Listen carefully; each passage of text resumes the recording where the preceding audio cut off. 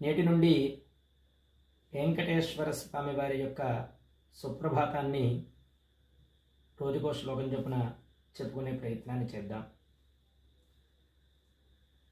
తొలుత విశ్వామిత్ర మహర్షి నోట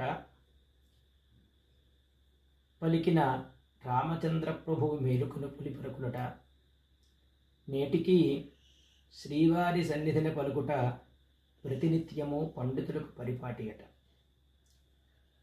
ఈ సుప్రభాతం మొట్టమొదటి శ్లోకం త్రేతాయుగంలో రామాయణంలో విశ్వామిత్రుడు యాగరక్షణార్థం రామలక్ష్మణుని తీసుకెడుతున్నప్పుడు ఒక రాత్రి బస చేసి మర్నాడు ఉదయం రామచంద్ర ప్రభువుని ఈ విధంగా మేలుకొలుపుతున్నట్ట. అదే ఇక్కడ వెంకటేశ్వర స్వామి సుప్రభాతంలో మొట్టమొదటి శ్లోకం.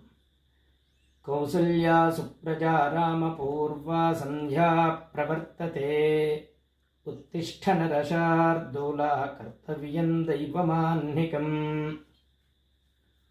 మొట్టమొదట విశ్వామిత్ర మహర్షి రామచంద్ర ప్రభువుని చాలా సున్నితమైన మాటతో, కౌసల్య అంటే నిద్రపోతున్న మనిషికి తల్లి యొక్క పేరు చెబితే చాలా మృదువుగా నిద్రలేస్తారు.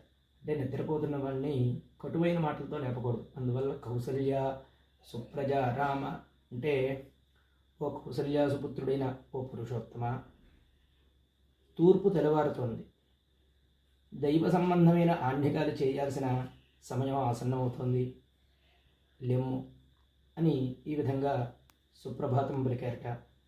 వెంకటేశ్వర స్వామి సుప్రభాతంలో తిరుమలలో ప్రతినిత్యము జరిగే సుప్రభాత సేవలో ఇది మొట్టమొదటి శ్లోకం.